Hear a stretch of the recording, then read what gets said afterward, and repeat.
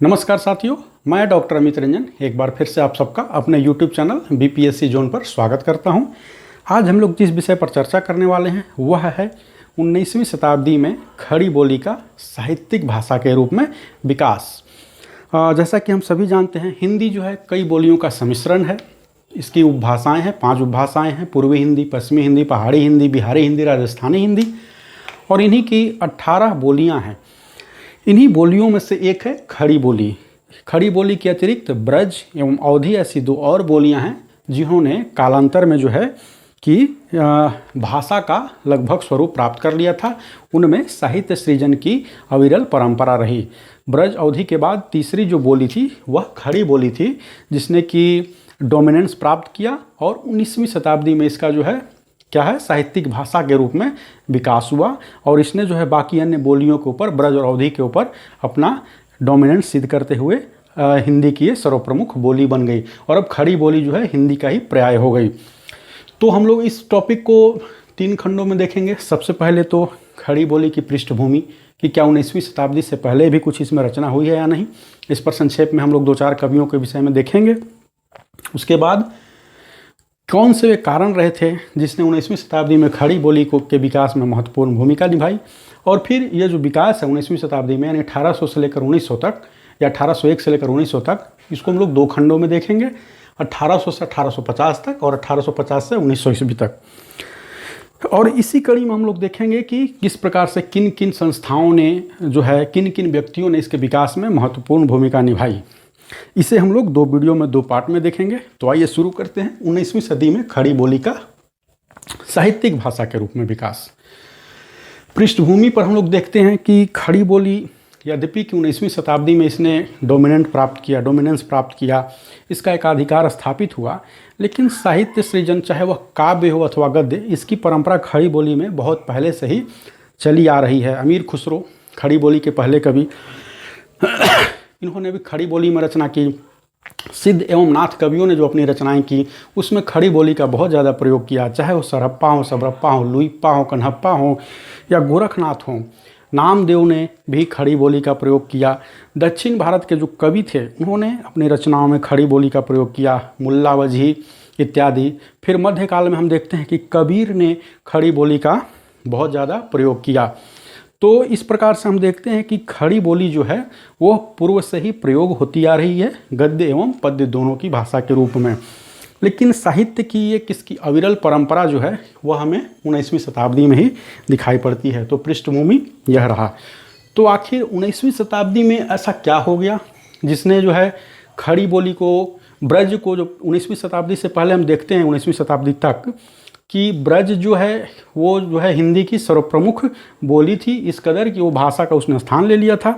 तो ऐसी कुछ घटनाएं घटी जिन्होंने ब्रज को उस पीछे धकेल दिया और खड़ी बोली ने जो है अपना साहित्यिक रूप प्राप्त कर लिया और खड़ी बोली जो है एक डोमिनेंट भाषा बनकर उभरी। तो क्या कारण थे वो हम लोग देखते हैं। सबसे पहला और प्रमुख कारण तो यही था कि ब्रज का जो है, ब्रज कि जो कवियों की संख्या जो है धीरे धीरे घटती जा रही थी और ब्रज जो अब लिखा जा रहा था। पहला कारण कि ब्रज में जो रचनाएं की जा रही थी वह ब्रज मंडल से बाहर के कवियों के द्वारा की जा रही थी। ब्रज में जो रचनाएं की जा रही थी वो ब्रज मंडल से बाहर के कवियों के द्वारा की जा रही थी। तो इसका दुष्परिणाम क्या हुआ? इसका दुष्परिणाम यह हुआ कि जैसे कि मान लिया कि मैं बिहार से हूँ नहीं, मैं रह रहा हूँ मॉरिशस में, और बिहार के विषय में या बिहारी भाषा में, बोली में, अगर भाषा में मैं लिखने की कोशिश कर रहा हूँ तो मैं अपने अनुभव से ही लिखूँगा। बिहार में जो कुछ भी चल रहा है, बिहार का जो अपना जो है वो वाक्य विन्यास है यहाँ की जो भाषा का, इससे मैं, और शब्द जो प्रचलित हैं उनसे मैं दूर रहूँगा। तो यही ब्रज के क्षेत्र, ब्रज के संदर्भ में हुआ। ब्रज भाषा में जो रचनाएं कर रहे थे कवि वो ब्रज मंडल के थे नहीं, प्रायः बाहर के थे। और इस क्रम में जब वो रचना कर रहे थे तो न सिर्फ शब्द बल्कि वाक्य विन्यास इत्यादि भी वो अपने क्षेत्र का ब्रज में ला दे रहे थे। इससे क्या हो रहा था? ब्रज भाषा की जीवंतता खत्म होती जा रही थी। साथ ही साथ ब्रज क्षेत्र में कवियों का, ब्रज क्षेत्र में कवियों का अभाव तो नहीं कहेंगे, ब्रज क्षेत्र में ही ब्रज भाषा में रचनाएं प्रायः कमती गई। तो पहला कारण यह रहा खड़ी बोली के उत्थान का। तो ब्रज का क्षेत्र को जहाँ सिकुड़ रहा था, वहीं दूसरी ओर क्या हो रहा था कि ब्रज में जो ब्रज का जो क्षेत्र था, किस चीज़ का क्षेत्र, अभिव्यक्ति का क्षेत्र, वह बहुत सीमित था। बहुत सीमित भावों की अभिव्यक्ति के लिए ब्रज भाषा का प्रयोग किया जा सकता था या किया जाता रहा था। जैसे प्रेम इत्यादि प्रेम परक कोमल भावनाओं की अभिव्यक्ति के लिए ब्रज का प्रयोग किया जा रहा था या किया जाता रहा था, यही परंपरा थी। लेकिन 19वीं शताब्दी में नवजागरण के फलस्वरूप स्थितियों ने परिवर्तन लेना शुरू कर दिया था। ज्ञान विज्ञान के केंद्र में आ जाने के कारण लघु मानव, यद्यपि कि लघु मानव 1960 के बाद की अवधारणा है, लेकिन ईश्वर के स्थान पे मनुष्य के केंद्र में आ जाने के कारण, नवजागरण के कारण जो है कई सारी सामाजिक समस्याओं इत्यादि को की अभिव्यक्ति करनी थी और इसकी अभिव्यक्ति ब्रज भाषा में नहीं हो सकती थी और नए भाषा के रूप में क्या है, खड़ी बोली ने उनका स्थान लेना शुरू कर दिया था, क्योंकि इन सब की अभिव्यक्ति खड़ी बोली में अच्छे से होती रही थी।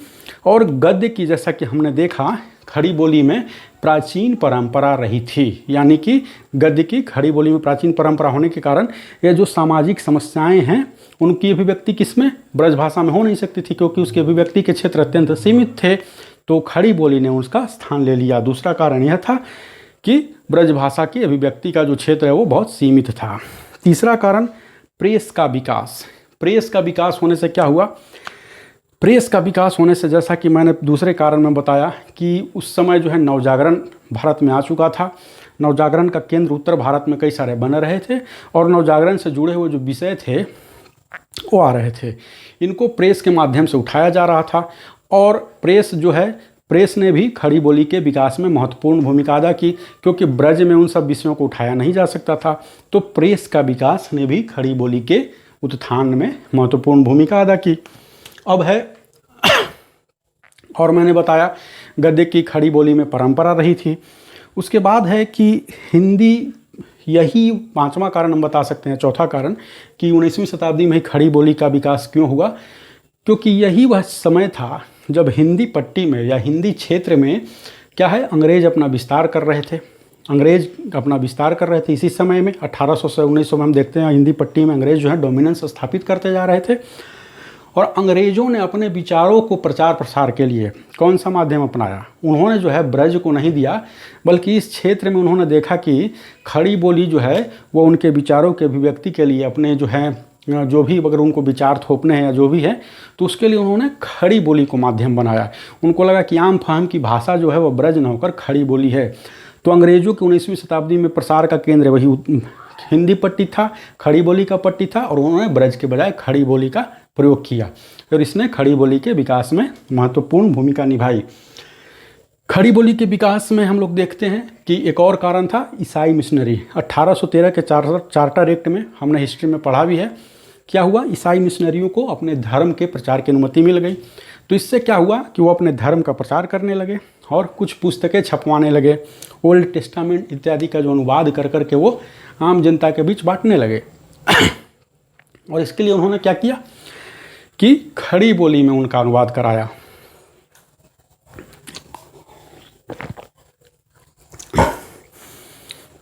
ईसाई मिशनरियों ने जो है खड़ी बोली में अपने धर्म ग्रंथों का अनुवाद कराया, अपने प्रवचनों को आम जनता के बीच खड़ी बोली में ही लेकर वो गए। इससे खड़ी बोली का विकास हुआ।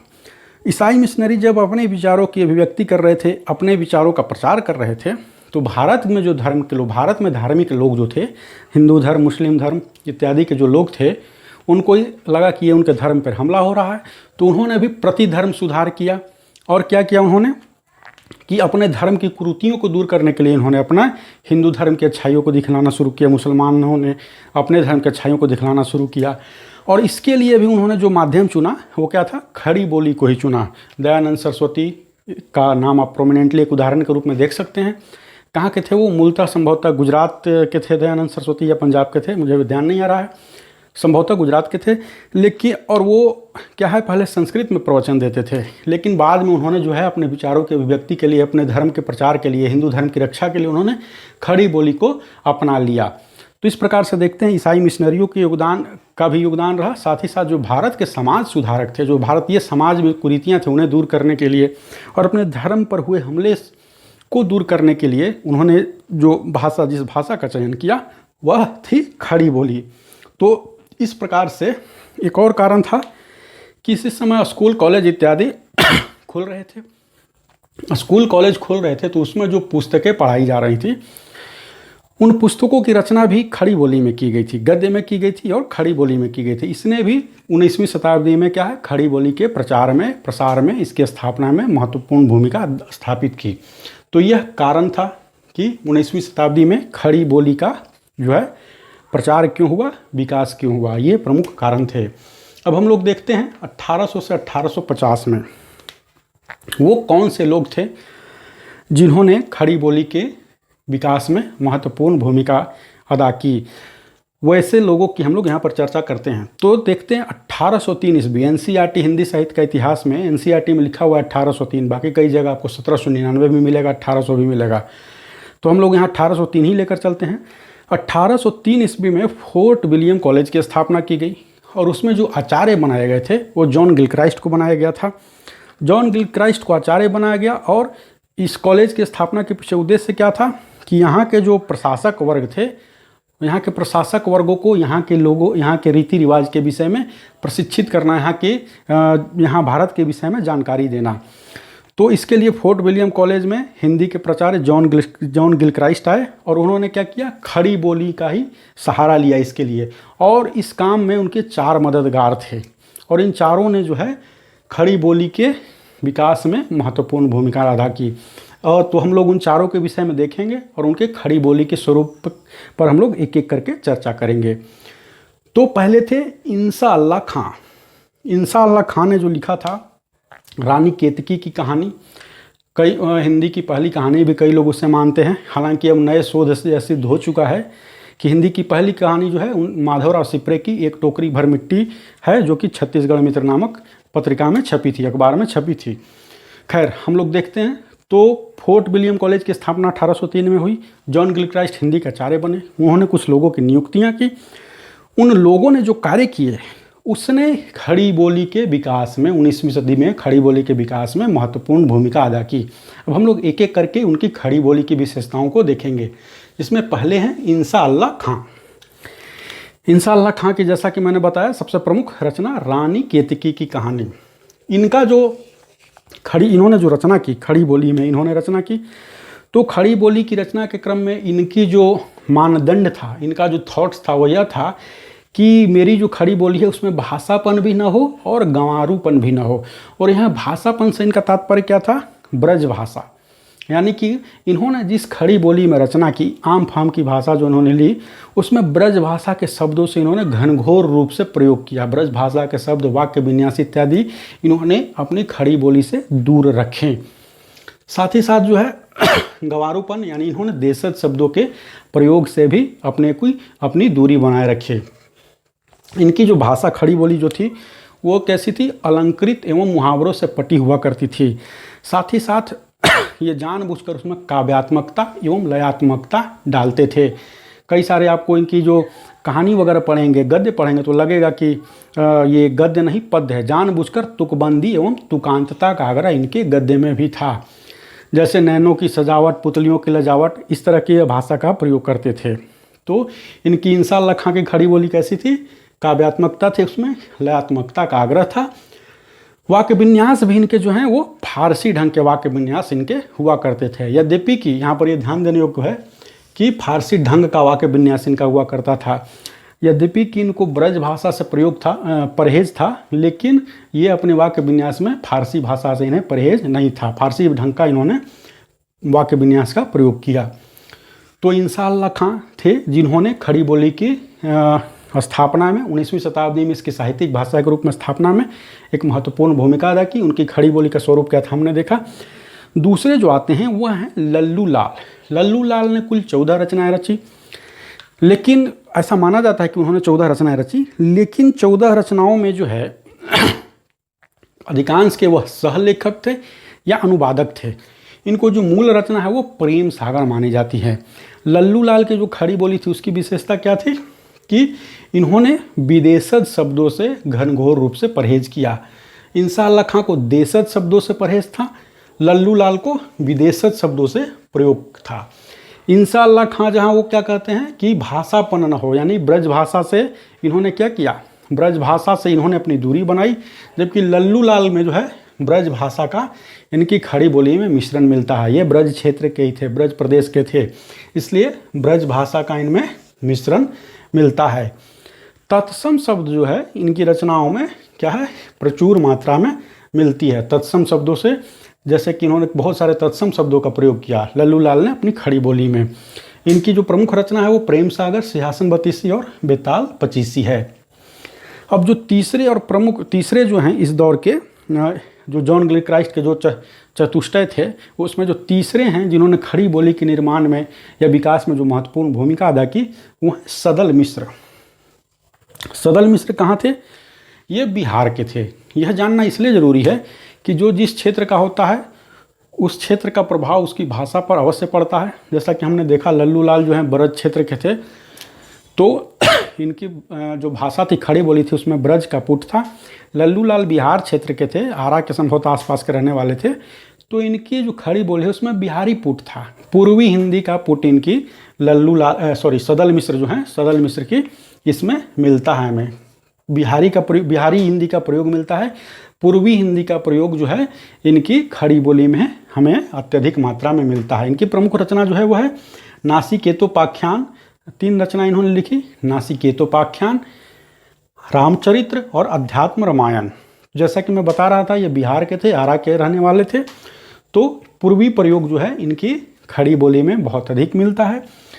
साथ ही साथ जो है इनके वाक्य जो होते थे वो बहुत सरल होते थे। मुहावरे का प्रयोग इन्होंने किया, मुहावरों से इन्होंने कोई दूरी नहीं बनाई रखी, लेकिन मुहावरे का इन्होंने सायास प्रयोग नहीं किया। जानबूझकर ठूसा हुआ मुहावरा इनकी रचना में आपको, खड़ी बोली में आपको दिखलाई नहीं पड़ेगा। इसके साथ ही साथ जो है कौरवी के ठेठ प्रयोग भी इनकी खड़ी बोली में हमें दिखलाई देते हैं। इनका जो वाक्य विन्यास था वो क्या था? वाक्य सरल था, और जैसा कि मैंने बताया मुहावरे जो हैं अनायास मतलब डालते थे, सायास नहीं डालते थे।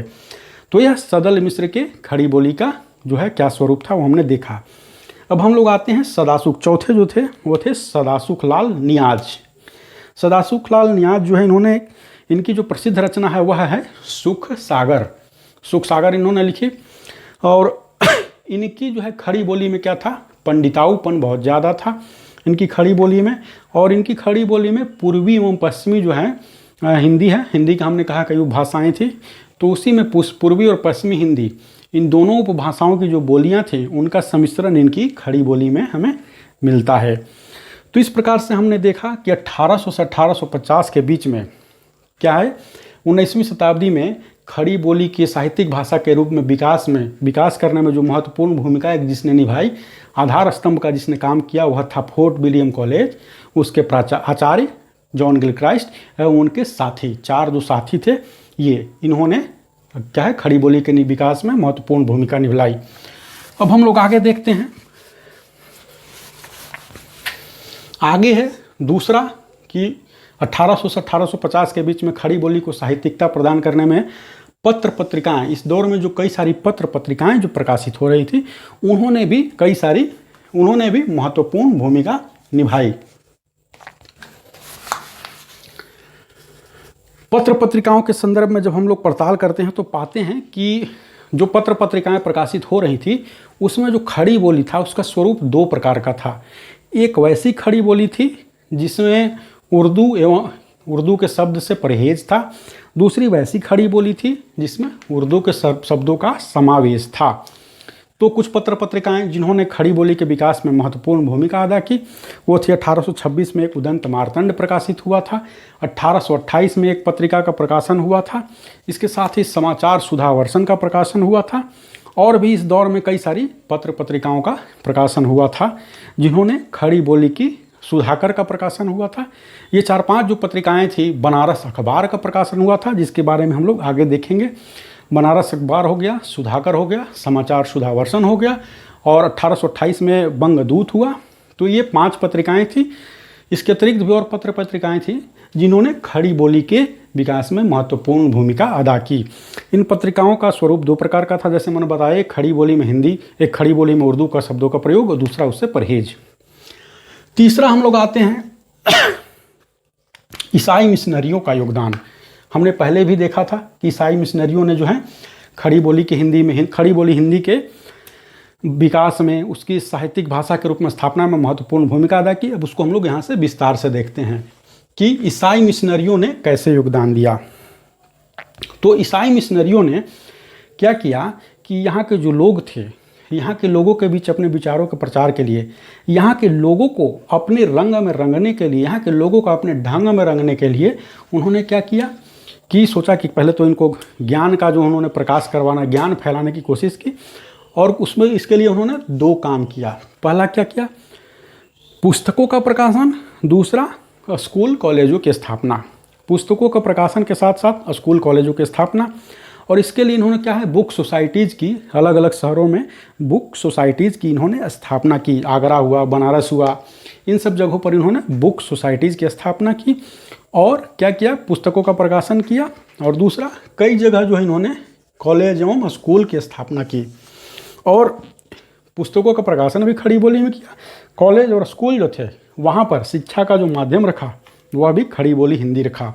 तो ईसाई मिशनरियों ने भी क्या किया, खड़ी बोली की हिंदी में विकास में योगदान दिया। और तीसरा जो था, हमने क्या देखा, पुस्तकों का प्रकाशन और स्कूल कॉलेजों की स्थापना। और तीसरा क्या था, अपने, जैसा कि मैंने पहले भी बताया था, अपने धर्म ग्रंथों का अनुवाद किया इन्होंने और लोगों के बीच में खड़ी बोली में उसको बांटा। ओल्ड टेस्टामेंट का उन्होंने हिंदी में अनुवाद किया था, खड़ी बोली हिंदी में, और आम जनता के बीच में मुफ्त में बांटा। तो इन सब के समग्र जो है क्या है, परिणाम यह निकला कि खड़ी बोली का 19वीं शताब्दी में विकास हुआ।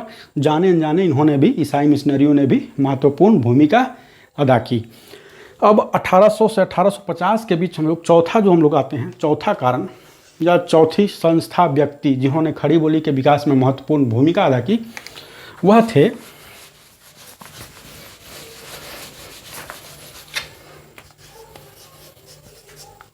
ये मार्कर भी ठीक से चल नहीं रहा है, वह थे शिव प्रसाद सितारे हिंद। 1850 के आसपास ये दो व्यक्ति तो उभर कर आते हैं, शिव प्रसाद सितारे हिंद और राजा लक्ष्मण सिंह। इन दोनों ने भी खड़ी बोली के विकास में महत्वपूर्ण भूमिका अदा की। लेकिन इन दोनों का जो है, खड़ी बोली जो थी क्या थी, एक का पूरब था तो दूसरा का पश्चिम था। यहाँ भी वही स्थिति थी जो कि पत्र पत्रिकाओं के क्रम में थी, यानी एक को उर्दू से परहेज, दूसरा उर्दू का समावेश करता था। तो हम लोग पहले देखते हैं क्या है, राजा शिव प्रसाद सितारे हिंद। राजा शिव प्रसाद सितारे हिंद ने भी खड़ी बोली के विकास में महत्वपूर्ण भूमिका अदा की। ये खड़ी बोली के घनघोर समर्थक थे, लेकिन जैसे ही इनको शिक्षा विभाग में एक पद मिला तो उसके बाद क्या हुआ, इनका झुकाव थोड़ा उर्दू की तरफ होने लगा। और ये जो पहले जहाँ खड़ी बोली में उर्दू इत्यादि शब्दों के प्रयोग से परहेज करते थे, बाद में इन्होंने उर्दू के शब्दों का घनघोर प्रयोग करना शुरू किया अपने खड़ी बोली में। इसके पीछे यह तर्क यह देते थे कि इससे खड़ी बोली का स्वरूप है समावेशी हो जाएगा, यानी कि इसका उर्दू के शब्द भी हम लोग लेंगे तो जो इस धर्म से, अगर भाषा को धर्म से जोड़ना सही नहीं है, लेकिन फिर भी मुस्लिम भाई जो हैं इससे जुड़ेंगे। खड़ी बोली का स्वरूप क्या होगा, व्यापक होगा। साथ ही साथ यह जो है आम जन के बीच ज़्यादा, खड़ी बोली है अगर उर्दू शब्दों के प्रयोग से आम जन के बीच ज़्यादा यह प्रचलित होगी। आम जन इससे ज़्यादा आम जन जो है इससे जुड़ेंगे, ऐसा शिव प्रसाद सितारे हिंद का मानना था। जब वो खड़ी बोली में क्या करते थे, उर्दू के शब्दों का प्रयोग करने लगे थे, और इसके पीछे उन्होंने यह तर्क दिया था। और चूँकि ये शिक्षा विभाग में पदाधिकारी बन गए थे तो इन्होंने शिक्षा के लिए कई सारे स्कूल कॉलेज में पुस्तकों का भी प्रकाशन करवाया। राजा भोज का सपना, भूगोल हस्तामलक, इतिहास तिमिरनाशक इत्यादि जो कई पुस्तकें इन्होंने लिखवाई, प्रकाशित करवाई, वो खड़ी बोली हिंदी में ही थी, यद्यपि कि उसमें उर्दू का पूरा समावेश था। तो इस पूरब के, और इन्होंने एक पत्रिका भी निकाली थी, बनारस अखबार। 1844 में जो पत्रिका निकली थी वह राजा शिव प्रसाद सितारे हिंद के द्वारा ही निकाली जाती थी, यह समाचार पत्र। तो इस पूरब के विरोध में या इसके जस्ट अपोजिट एक और व्यक्तित्व, एक और शख्सियत उभर कर आया जिसका के नाम था लक्ष्मण सिंह। जहाँ राजा शिव प्रसाद सितारे हिंद का यह मानना था कि खड़ी बोली में उर्दू का पुट होना चाहिए, वहीं लक्ष्मण सिंह जो हैं वो माफ़ कीजिएगा गला भी मेरा ठीक नहीं हुआ है, वो थे संस्कृत के हिमायती थे। वैसे खड़ी बोली के हिमायती थे जिसमें तत्सम शब्दों की प्रचुरता होती थी, यानी वो जो स्वयं खड़ी बोली जो लिखते थे, जिसमें रचनाएं करते थे, उसमें उन्होंने उर्दू के शब्दों को बेदर्दी से बाहर निकाला, जानबूझकर सायास पूर्वक उन्होंने इस बात का ध्यान रखा कि उर्दू के शब्द उसमें नहीं आए उनकी खड़ी बोली में, और तत्सम के शब्दों को उन्होंने चुन चुन कर लिया राजा लक्ष्मण सिंह ने। और बनारस अखबार जो निकलता था उसी के प्रतिक्रिया में या उसी के टक्कर में इन्होंने भी एक अपना समाचार पत्र निकाला था। इसके साथ ही साथ इन्होंने जो कुछ अनुवाद किए थे तो उसमें भी वैसे ही खड़ी बोली, संस्कृत की रचनाओं का जो इन्होंने कुछ अनुवाद किया था तो वैसी खड़ी बोली में ही किया था जो कि संस्कृत के तत्सम शब्दों से भरे थे और उर्दू के शब्दों से उनका कोई लेना देना नहीं था। तो हमने देखा कि 19वीं शताब्दी में, इस वीडियो में हमने क्या देखा कि 19वीं शताब्दी में खड़ी बोली का साहित्यिक भाषा के रूप में विकास कैसे हुआ, इसमें किस किस ने महत्वपूर्ण भूमिका निभाई। तो पहला था fort William college, John Gilchrist एवं बाकी 4 जो सदस्य थे वो, और उनकी खड़ी बोली का स्वरूप। दूसरा, इस दौर में प्रकाशित होने वाली पत्र पत्रिकाएँ। तीसरा, ईसाई मिशनरियों का योगदान हमने देखा।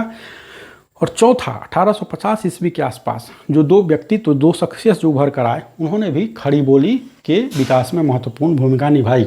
तो हमने इसमें 19वीं शताब्दी का फर्स्ट पार्ट अभी देखा है सिर्फ 1800 से 1850 तक।